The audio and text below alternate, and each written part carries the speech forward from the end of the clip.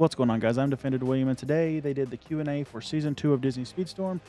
They handpicked a bunch of questions from the community that everybody had been asking. There's 47 questions in total. Let's just hop right into it. We're going to read the question, answers, and just discuss the ones I feel that are important. All right, question 1. Will there be a way to purchase additional tokens in the future? The answer is players will be able to purchase additional tokens starting in Season 3. We kind of figured that was coming, because anybody that purchased just the base standard version of the game only got 2 Golden Pass tokens, so there needed to be a way for them to purchase the Golden Pass for the next season, so they're adding the currency in Season 3. Question 2. Will there be a way to purchase the Golden Pass once we run out of Golden Pass credit? If you do not have any Golden Pass credits at the start of Season 3, you will be able to unlock Premium Tier Gold Pass for 990 tokens. Those are the in-game currency that you're going to be able to buy in Season 3. A reminder, you will be able to purchase additional tokens starting in Season 3, just like what I just said. Question 3. Are there any plans to adjust the teleport skill, which I believe needs adjusted? We are actively exploring ways to reduce the current challenges that the teleport skill is bringing to ranked multiplayer in particular. You can expect to see the first adjustment at the launch of Season 3. We'd also like to reiterate that we are planning on introducing additional catch-up skills to give players more ways to get back into the race quickly. That, I think, is a great thing, 100%. Couldn't tell you how many times I've lost a race because of getting too far back and I just couldn't catch up. Question 4. Can you tell us a little more about the process of choosing and designing the racer's unique skills? When we are choosing a racer's unique skill, we look at the iconic moments from the character's films or series as inspiration. We always try to align the unique skill to fit both the racer's personality and authentically and their specific racer class. Question 5. When a racer dashes another racer, the affected racer is knocked out of their manual boost. This is true for all racers except the Trickster class. What is the design logic behind this behavior? When a Trickster class racer dashes a rival racer, it applies the hack effect. When the hack skill/effect was originally conceived, we were concerned that some would find it too challenging to deal with. We did not want to compound this with also knocking affected racers out of their manual boost as well. However, we may consider changing this in the future. I think that if they would just knock the manual boost out and not give them a hack ability, I think that would work. But me personally, I hate the hacked ability. I can't drive with it. So any reason to get rid of that hacked ability from being hit from Tricksters, I'm all for it if they were to do that and take away boost instead. On 6. 1, 2, 3, 4, 5. Yeah, 6. Can you give us any additional information on what exactly the individual racer stats affect? Top speed, handling, combat, etc. Top speed represents the maximum speed a racer can reach. Acceleration is the value that dictates how fast a racer can gain speed. Handling affects any parameters from how much speed you lose on a curve to the strength of your drift. Boost defines how fast your manual boost bar depletes once you activate it. And combat covers both how long you stun the rival racer for and how long you can be stunned when hit by a rival racer. For example, when I stun a rival racer, our combat stats are compared, and this will determine how long they're stunned for. That's interesting. I did not know that. That's a very interesting way to do that combat. Question 7. Is the game team happy with the current balance of CPU racers in multiplayer races? Are you getting closer to finding a balance between the challenge the CPU racers pose and keeping races action-packed? We recently reduced the CPU racers' combat skills and lowered the amount of CPU racers in both ranked and regulated multiplayer. We are keeping an eye on the subject to see if further changes are needed. I think they need to get rid of CPU races and ranked altogether. I think they're not needed. They need to fill the lobbies with actual players and not bots. Can you explain the reasoning behind the racers over MPR 11 dropping a certain number of ranks? For each new season is an opportunity for a player to prove their skills once again. Adjusting the ranks at the end of the ranked multiplayer season is a standard practice for games with a competitive multiplayer mode, and our game is no different. The higher your MPR for a racer, the larger the end of this season adjustment will be. However, at the conclusion of each season, you will also be rewarded with multiplayer coins based on the final MPR of each racer above 11. This means you are incentivized to reach as high a rank as you can, as many racers as you can. Question 9, I think? Yeah, 9. Could we ever see a racetrack voting system for the online races? I think that is a good idea. A racetrack voting system is not something we are planning to implement in the future. Well, okay, well, I think they should. I think that's a great system because there's some tracks I hate, like the RB Arena. I if it wasn't 4 or 6 laps, if it was 3 laps max, it wouldn't be that bad. But 6 laps is just kind of overkill, in my opinion.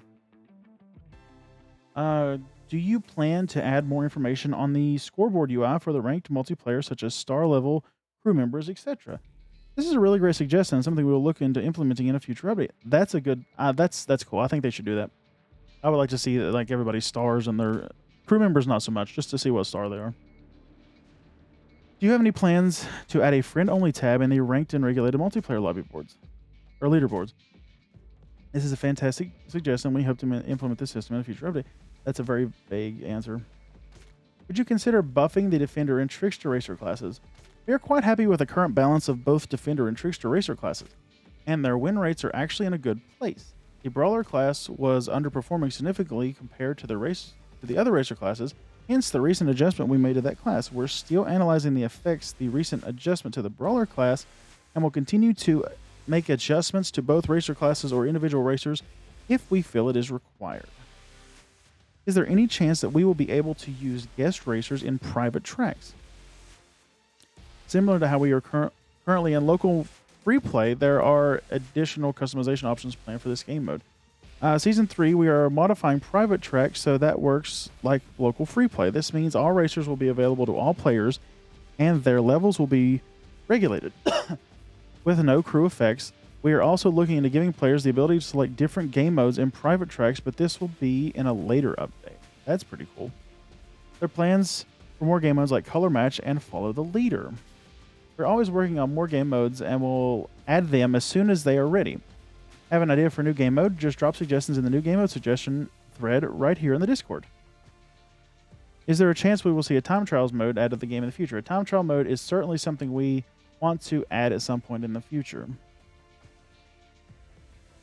Is there a chance we can see game modes like floating objects and Follow the Leader added to regulated multiplayer events in the future? Thanks for the suggestion. We are thinking of doing events like this in the future. Are there plans to implement a way to exchange one type of upgrade part for another? We don't have any plans to implement this feature like this at the moment, but we really like this idea. That is a good idea. There are some materials I need that I can't seem to get easily, and that would be very helpful for upgrading certain types of characters. Would you consider adding a way to view our inventory of all of our upgrade materials? We absolutely love this idea, and we will look into see if this can be incorporated in a future update. Would you consider adding motorcycles to the game at some point in the future? We don't currently have plans to add motorcycles to the game, but the possibilities are endless with this game, so never say never. I don't like that idea. Like, I never used the motorcycles in Mario Kart. I never cared for them. So to me personally, that idea is I'm not holding my breath on that. What time do the limit event tries reset? Is it a daily thing or is it an X amount of hours when you finished your tries? It's 8 hours. It has a timer on it. Each of individual trials is a limited event, has an 8-hour reset timer. Once this has been attempted, it will be 8 hours before the try becomes available again. Yeah, there's a timer on the event itself. Are there any plans to include a reminder of the limited time objectives in the pause menu, similar to how we can see the race goals in the pause menu in our season tour? This is absolutely something we want to implement into the game in a future update, but it will take some time to perfect. Thanks for the suggestion. Will the limited events for the Founders Pack Racer of Choice be extended? The limited event link to the Racer of your choice for your Founder Pack purchase will be available for the entirety of the early access period. So come September 28th, if you haven't done them, or they'll just disappear. So if you haven't done them, get on them. Are there any plans to implement a way to earn season coins or gold pass XP by completing online multiplayer or event races. We don't currently have plans to implement these types of rewards through multiplayer or limited time events. However, we recently increased the amount of XP earned from daily missions from 60 to 100 XP to help players reach their goals. Yeah, that was a great update. The reset of the daily specials in the shop changed in Season 2. Can you give more clarity on how it works now? The daily specials in the shop now refresh twice per day and will have 2 new sets of offers and free items to claim for logging in each day. The timer will reset at 5 a.m. PDT or 8 a.m. EDT, 2 p.m. CEST, and 5 p.m. PDT, 8 p.m. EDT, 2 a.m. CEST each day. Will there be any additional chapters added to the starter circuit in the future? We are not going to add any additional chapters in the starter circuit, but we are making significant adjustments to improve it to the experience of new players. Yeah, I didn't see them adding anything new to that. Like, we're already at the end of Season 2 almost, and they haven't added anything. I don't see them adding anything. I'm surprised they even covered that, to be honest with you. Would you consider implementing different cart body types in the future? This is not something that's being considered in upcoming seasons, but it could be something we explore in the future. Are there any plans to add holiday-themed events, racers, customization options? Keep your eyes peeled, as we currently have holiday-themed events and cosmetic items. Or we will certainly have it.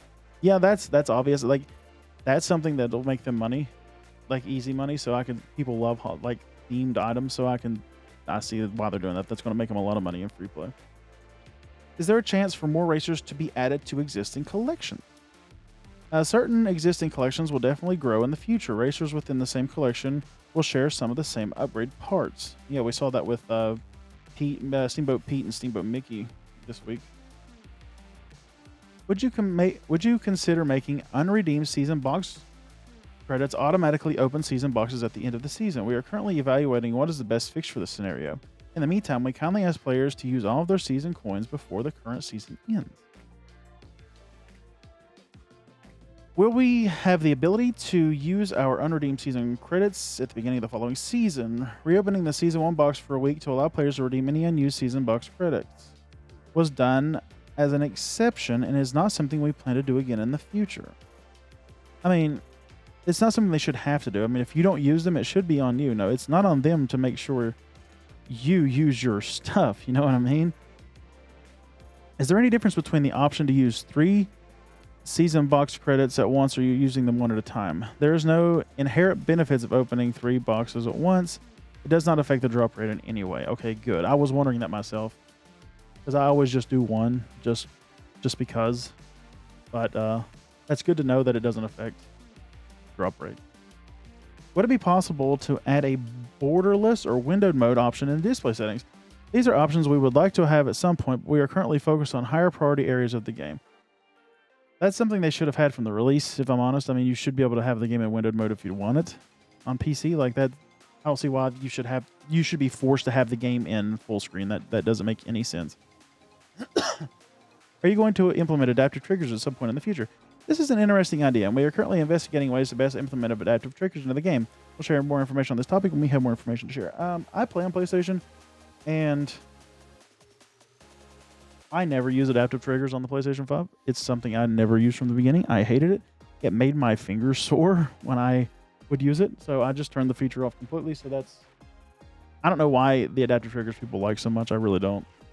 Like I said, it just made my fingers sore. Will there be more PlayStation Plus exclusive rewards in the future? Yes, we plan to have PlayStation Plus rewards every few months. That's cool. I mean, we got the Jack suit and part library, but that's all we've had since the game launched. So that's cool that they're going to continue doing that. Next question. Will the mid-season racers, crew members, and upgrade parts only be available through limited events? It will vary on racer by racer basis. For example, Racer Figment will return occasionally through limited events, although this might be occasional offers in the shop for shards, crews, and upgrade materials. It will be similar for Racer Steamboat Mickey and Racer Steamboat Pete. That's good to know, at least. It doesn't look like they're going to add them into the box, which is odd, kind of, but that's still good that they gave that information. Will mid-season racers stick to existing collections, or will other Disney Pixar properties be introduced this way? Some mid-season racers will be a part of existing collections in the game, but you will eventually see mid-season racers join outside the current set of collections. We have some exciting things coming around the bend, so stay tuned. That's interesting. So I stream, and I told one of my viewers the other day that I doubt they'll ever do that. So that's very interesting that they're actually going to introduce other collections that way. That's interesting.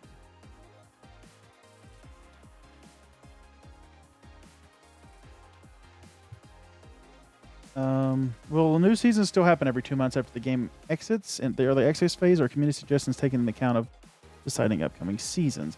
Our goal is to have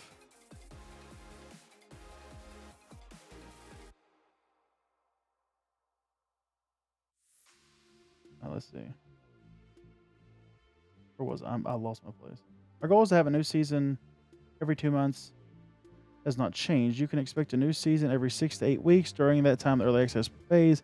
As for the community suggestions, we think that plenty of you see the suggestions for the new seasons become a reality over the coming months. That's good at least.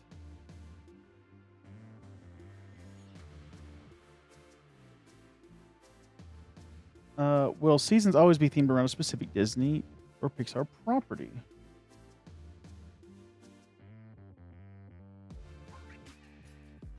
Our seasons will always have a specific Disney or Pixar theme. Fans can always expect plenty of iconic characters from the most heroic or villainous of racers to join as a part of the upcoming seasons, whether it be part of a specific season's theme or through mid-season racers.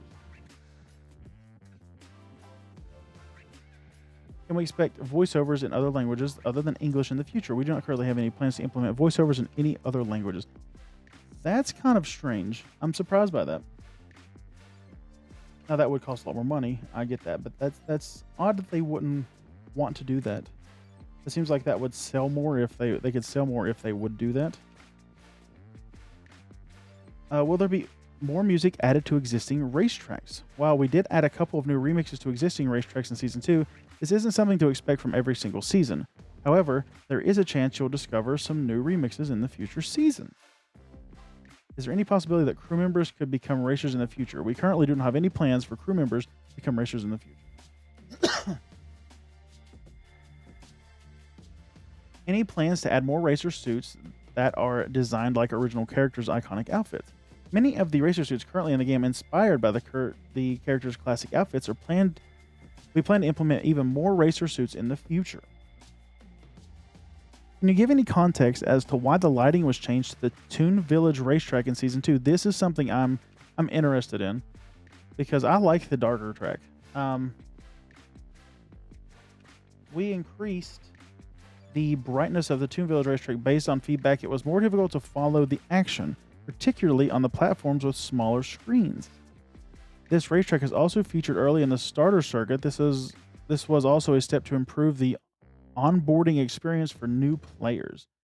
Oh, okay. Well, I liked it. I liked the darker track. I thought it was a little nicer. Would you consider making a day or night random cycle of racetracks? There are no plans to introduce a day or night cycle on our maps. It's quite a complex process and a time-consuming process to change the lighting on the racetrack. It is not currently something we plan on. We can make change drastically. With some of the racetracks having elements like wall riding and racing upside down, will there be more racetracks including similar interesting elements in the future? We are always trying to think of new ways to make the racetracks in Disney Speedstorm more dynamic. You can expect new and exciting elements in the upcoming seasonal racetracks, and the next RB racetrack will throw players for a loop. That's interesting. They said loop. It's probably gonna have like a loop-de-loop in it.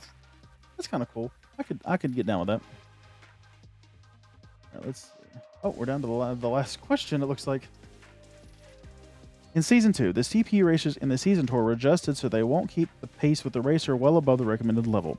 This is a welcome change for new players, but have you considered adding an option to turn off this for more experienced players so we can have more of a challenge throughout the whole season? This is something that I said at the beginning of Season 2. They should have a level scaling system so that way they adjust to how your level is or the level of your players or even how you race I think that would be a very welcome change to a lot of people, me included. I would like a more challenging season. The seasons right now, or at least at the beginning of the season, they're very, very kind of boring because I'm so high level with a lot of racers. It just kind of gets boring. Like most of my racers, if not all of them, are 30 or higher at this point. I think I have maybe 3 characters that are under level 30. And those are Steamboat Mickey, Steamboat Peanut. I know Donald and Figment. Those are my 4 characters are those that are under level 30. Other than that, you know, you can blow through the first 8 or 9 chapters of a season without breaking a sweat because your characters are so high level. They should introduce a level scaling system to counterbalance the skill versus how the CPUs react. And that's a wrap on Season 2's Q&A.